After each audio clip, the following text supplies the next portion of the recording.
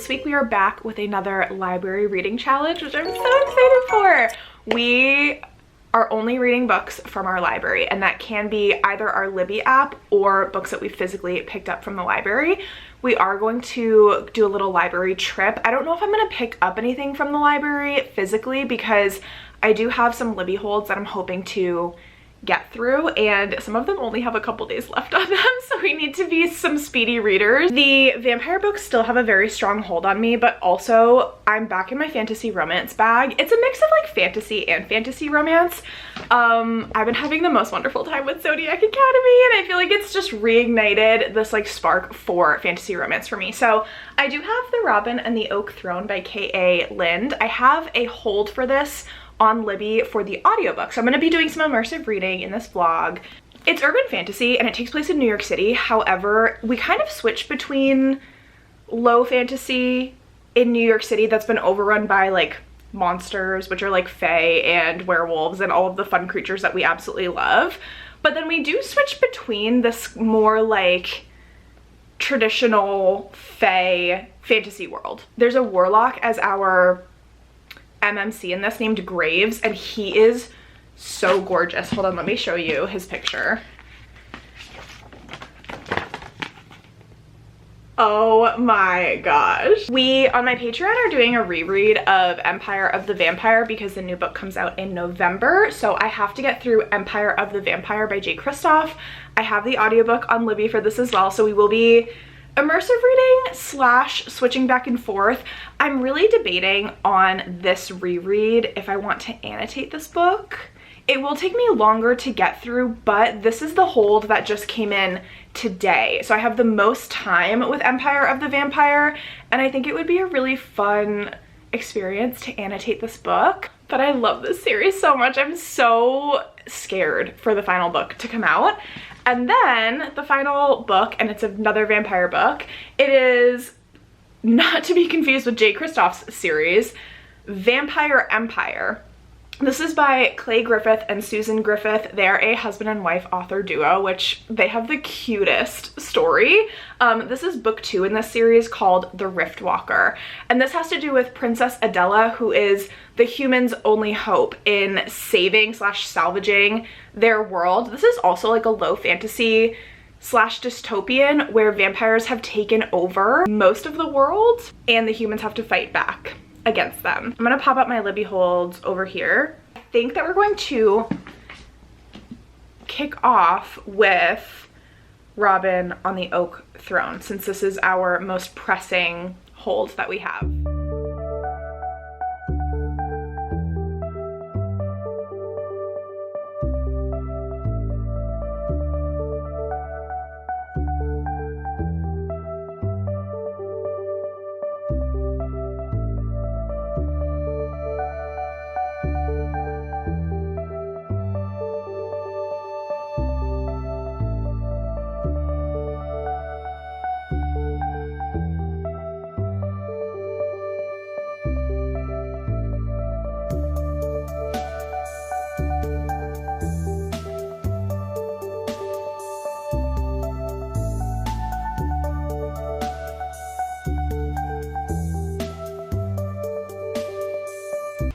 Hi Pookies, we are 20% of the way through this book.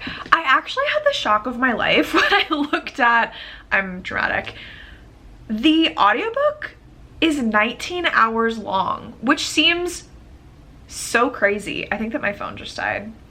Love that. The audiobook for this is 19 hours long, and given I am listening to it on 2x speed, so that's insane. However, I did eyeball read the first chapter. I found that lately eyeball reading has been working quite well for me, so I just wanted to like get my bearings, jump back into this book. I have read the first one, however, it's been a little while, so I just wanted to be able to reprocess with my eyeballs. I'm really enjoying it. We start off this book similar to how we started off the first one, with our main character Kierce in the middle of a heist. She's in the middle of breaking into and stealing a precious artifact, precious item from a queen. What I find interesting is that in New York City, in the first book, we learn that monsters basically revealed themselves to humans, and then they kind of took over, and it was much more violent and jarring in New York City. There was an actual war, and the monsters won out. The monsters then had their say. They laid down rules, and humans are, I would say, a little bit more in hiding and in a constant state of like danger in New York City because the monsters are that like ruling class. But when we catch up with Ren in this one, and this isn't a spoiler, it's just like expanding upon the world, which I thought was really cool. In this one, we start off in Paris. So I was like, whoa, a whole different place from the last one. And she's breaking into the Palace of Versailles. And she mentioned that in Europe and in like France and Paris, the monsters revealed themselves, but the humans were much more quick to like negotiate. And so her revealing herself as like a human with her rounded ear, it wasn't like as big of a deal. It wasn't seen as like a bad thing that a human was like at this party and like making her way in and like mingling and stuff like that, because it's much more common in Europe in this world for humans to be like with the monsters, with the fae, with the magical creatures. I'm realizing I have a lot more reading to get done than I initially thought this week.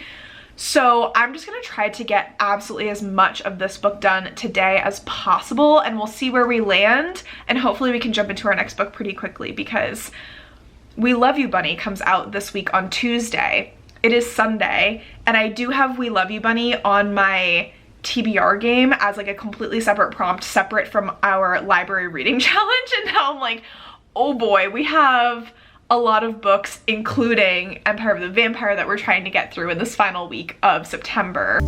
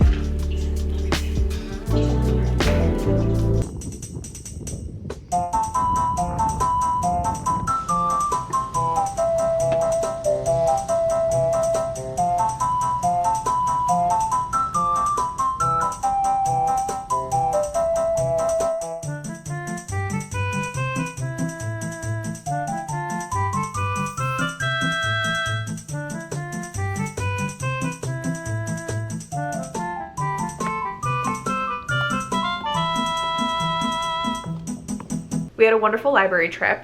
I didn't end up picking anything up because we have quite a hefty TBR that we're getting through this week, and I always feel bad renting library books if I like can't get to them, because it sends me into like a panic spiral. I'm like, oh my gosh, I have to read this before I have to return it to the library. I have some unfortunate news. I'm not vibing with this like I did book one, and I don't know what my problem is. Like, I've really thought about it. I'm so confused because the first book was 5 stars, and I am struggling to be engaged with this book, if I'm honest. Even last night, I listened to about 40%, and then today we listened to another 10%. I think there's a couple issues that are starting to pop up for me. The first is the plot conveniences. Everything just falls right into place. Like, yes, they're going on these heists, and it's supposed to be very high stakes, very suspenseful. I just don't feel those stakes coming through, because they've done multiple heists in this so far, which is really fun, but they succeed every time. Like, almost without issue. Everything is just so easy for them, and that's not fun.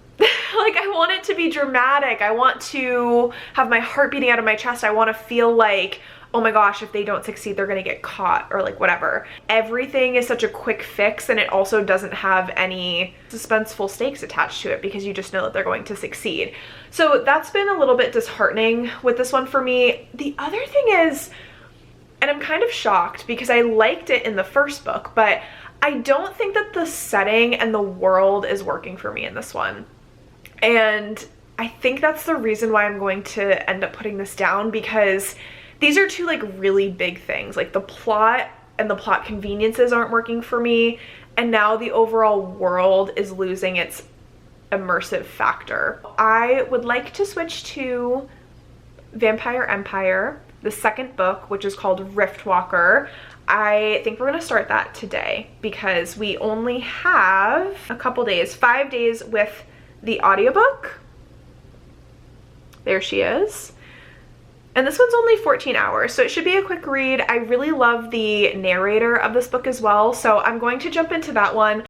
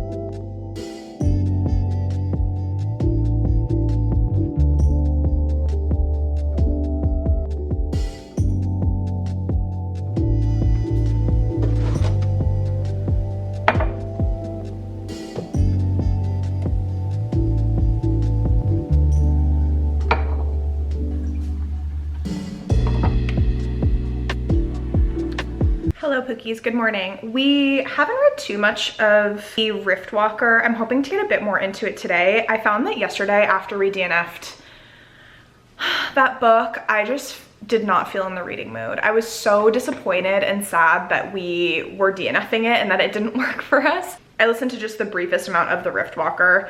We're at 4%, so I'm gonna make a better dent in this book today. We just got off stream. We finished streaming The Quarry today, which was really fun. And I'm about to make, sort of for like brunch slash lunch, I'm about to make some pumpkin gnocchi. I went to Trader Joe's this weekend. Trader Joe's has the best fall things. I got butternut squash. I made this like caramelized roasted butternut squash with brown sugar on it. I still have some of that butternut squash left, and so I figured if I put it over some pumpkin gnocchi, that might be really nice. So I'm gonna cook this right now. I'm going to listen to the Riftwalker, and we're gonna have a nice chill morning. Nightclubs, shopping districts, and busy avenues crowded with trams, hansom cabs, and steam cars. Men and women taking their promenades.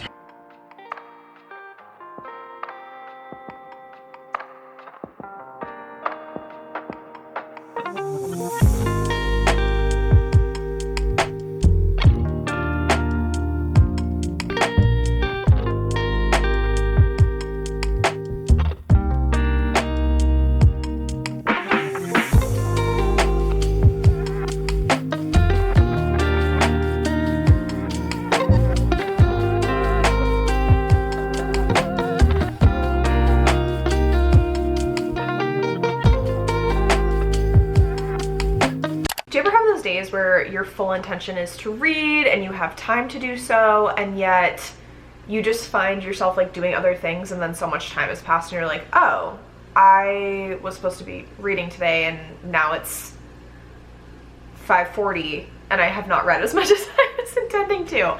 That's what happened to me, but we are 30% of the way into Riftwalker. I continue to just be absolutely in awe of this series. Like, it blows my mind that I haven't heard of it before. I'm wondering if like something weird is gonna happen in book 2 or book 3 and like that turn people off of the series. Like, I don't understand why this is so, like, it's so cool, especially for a vampire book. If I had been reading this on my own, I think I mentioned this when I was reading the first book in my last vlog, where her name is spelt Princess Adele, A-D-E-L-E. But in the audiobook, they call her Princess Adela, which I love. I actually really love that name. But I'm happy. But I would not have known that. There's another character in here called Cesare. That's how you actually say his name. But it's spelt the way that it's spelled, I just never ever would have gotten that. It's spelled like Caesar with an E on the end.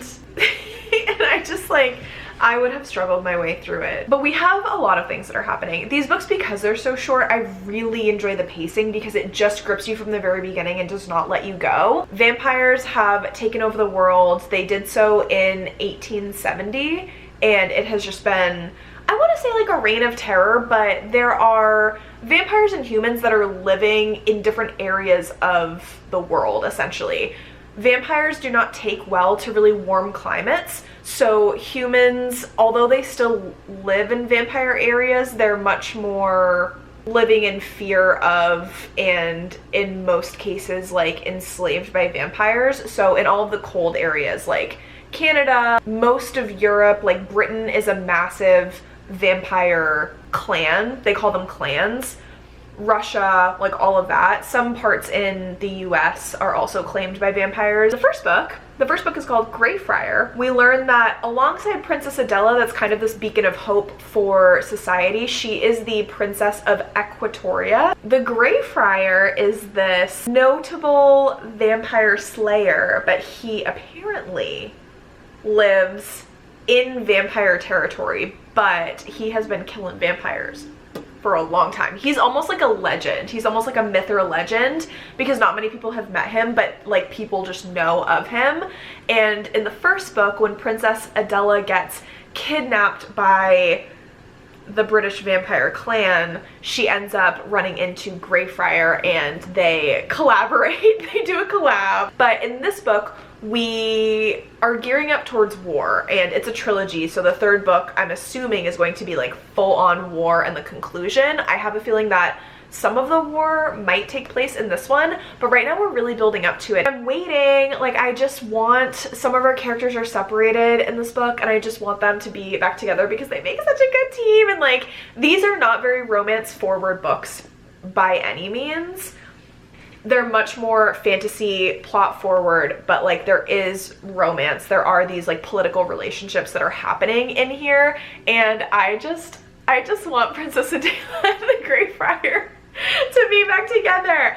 Also, what I think is really charming and funny, it's not like a massive part of the book, but in book 1, Greyfriar has this fondness for cats, and we like, I don't know, we just like see that happen a little bit, and then there's a nod to another cat, like someone gifts Greyfriar a kitten in like the first chapter of this book, and I'm like, if he's just gonna have like this army of cats, that is so funny. A wedding scene in a book is gonna get me every single time. Every single time. I'm thinking that SJM took inspiration from the way that this scene is going for ACOTAR.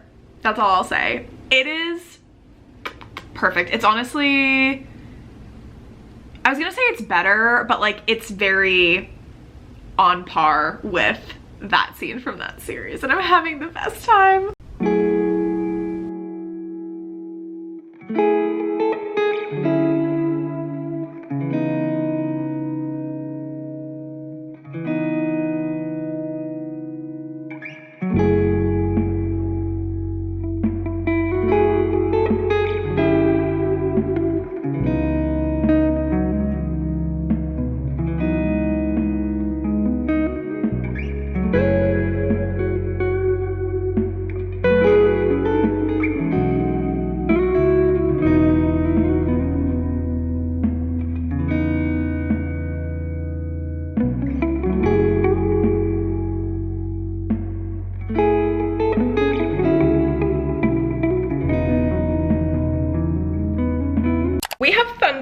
vicinity and I couldn't be happier about it. So if you hear like thunder in the distance, that's what it is. Any rumblings, I promise it's not my tummy.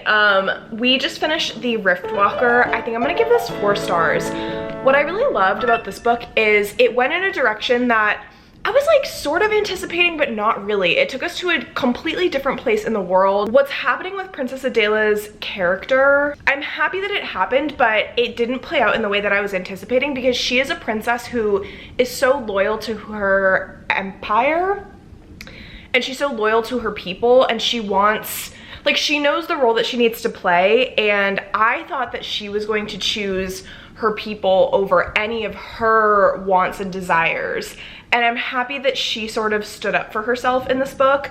I'm devastated by the way that things played out. We had some big losses in this book that I wasn't expecting, but only because I don't know these authors' writing, right? Like, the first book in the series was the first book I'd ever read or heard about from these authors, and I'm happy that they went there. Like, I love authors who write with actual stakes in a fantasy series. Like, we're having humans go up against vampires, and these vampires are vicious monsters. So if no like deadly consequences come of this war that we're anticipating outside of like the death of people we haven't met, right? Like vampires just killing like a population of people, but not like characters that we know, I feel like it would have lost some potency for me. And now we're going to get started on Empire of the Vampire. These books have such similar names, it just really tickles me. So we're gonna start on that one. I'm probably gonna start listening to that audiobook at some point today. Library challenge update. We have started our final book, Empire of the Vampire. I really gaslit myself into thinking I could finish this in September. It is September 29th. I would have today and tomorrow to finish this entire book because I literally just started the audiobook. I have a very worky workday with a ton of calls, but I need to do a lot of like presentation prep, so I will be listening to this audiobook while I'm prepping, because I think that I've read this twice now. I've listened to the introduction, what's it called? The epigraph, and the chapter called Sunset, which is like setting up the narrative style of this book. If you're unfamiliar with Empire of the Vampire, this is a dystopian vampire world where vampires have taken over and humans are really, really struggling to survive. There's essentially a war going on to, I don't even know if you could say like take back the world from the vampires, because at this point, this is their world and humans are trying to just survive in it and basically be in hiding, or they live in like some type of protected fortress, because otherwise they would just be absolutely annihilated or taken into basically servitude so that the vampires can obviously have blood to drink, but they are not treated kindly by any sense of the word. Vampires are absolute monstrosities in this. Not even just how they behave, but really how they treat humans. Like, they don't have any humanity left in them, because there are some really ancient vampires that are so cruel. It's astonishing, actually. And we have a hero. His name is Gabe, or Gabriel. He is a very unlikable character. I think that this was one of my first introductions to like a super duper unlikable character, only because he's so flawed. Like, I think J. Kristoff does a fantastic job of writing characters that they're not perfect. They're entirely imperfect, and it makes them seem so much more human, because yeah, wouldn't it be great to have a hero story where the hero does absolutely everything right and everything works out? Yeah, totally. But that's never the case. And so even though Gabe is still our hero, he is one of the only people who can get us out of this situation. His interpersonal relationships are so messy. And it's so heartbreakingly tragic. This is a book that does not inspire hope. It will suck your soul out in terms of how depraved and bleak the outlook of these books are. And that's why I'm so terrified for the third book because J. Kristoff, no character has plot armor, basically. Ask me not if God exists, but why he's such a prick. I think that tells you everything you need to know about J. Kristoff's writing. Even the greatest of fools can't deny the existence of evil. We dwell in its shadow every day. The best of us rise above it. The worst of us swallow it whole. But we, all of us, wade hip deep through it every moment of our lives. Curses and blessings fall on the cruel and just alike. For every prayer heeded, 10,000 go unanswered, and saints suffer alongside the sinners. Pray for the monsters, spat straight from the belly of hell. I loved her even then. And so, I picked up the wood axe and I brought it down right on Loletta's neck. The blow was solid enough, but I was only 13, and even a full-grown man who struggled so really naked her head, bloody drool hanging from her chin. I looked into her eyes. Not the fire.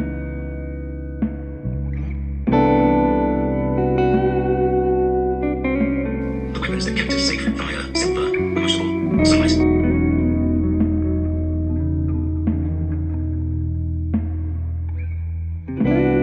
Hello pals. I actually meant to read a little bit more than what we've done today, but we are on page 254.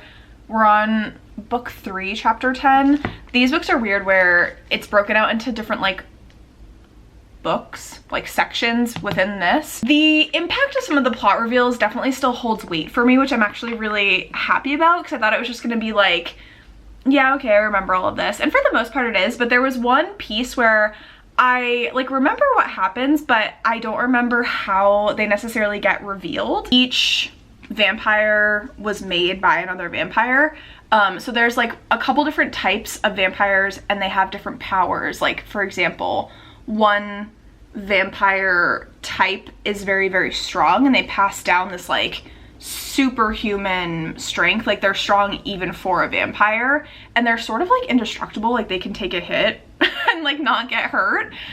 There's a vampire type that can commune with animals, like they have sort of telepathy with animals and can control them. When we find out some type of association in that way with one of our main characters, that reveal was really, really fun to re-experience. These characters break my heart like every single time I read this book, so going through that heartbreak again, it doesn't hurt as bad the third time, but it's definitely not easy. Playing some catch up on my genre blanket, I am so behind. I took the summer to work on a baby blanket. Basically all of June, July, and August, most of August, I was working on a baby blanket for one of my friends. That took longer than what I was anticipating, given we did also like travel for a week in July, so it just got out of hand and I got very behind on my crafty crochet projects. So I've been listening to Empire of the Vampire actually over the last 2 days while I have been playing some catch up on my granny squares for my genre blanket. I have about 35 granny squares that I need to catch up on, which is quite a bit. When you're doing a genre blanket, like I feel like most people do just like a rowed blanket, and I think it's a little bit easier to catch up on your rows. It still takes a lot of time, like crocheting and knitting just takes so much time, which is the perfect audiobook hobby. But for like a granny square, it usually takes me between like 20 to 30 minutes per square, depending on how well the yarn is behaving on a given day.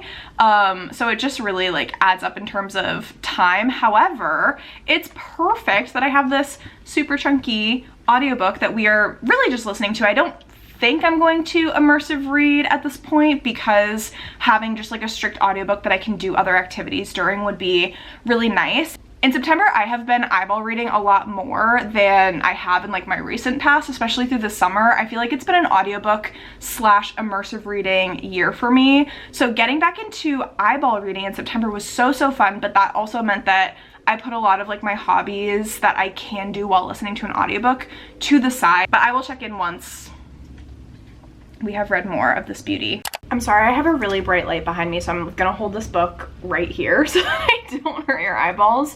We're 50% in. We did listen to quite a bit of the audiobook today.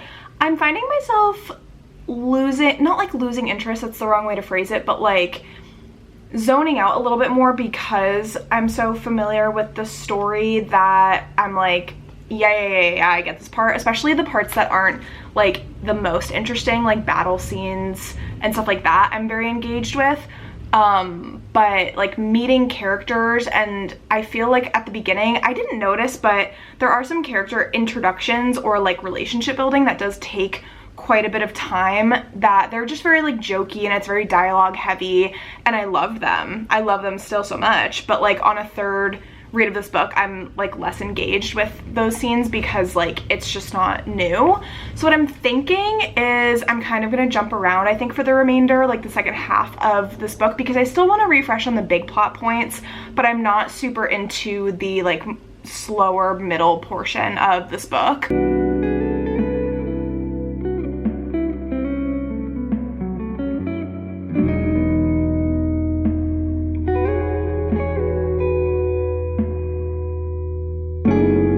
Have to lay on the floor and listen to your audiobook to finish it. I don't know what to tell you. With your legs up on a chair, actually, is what I need to tell you.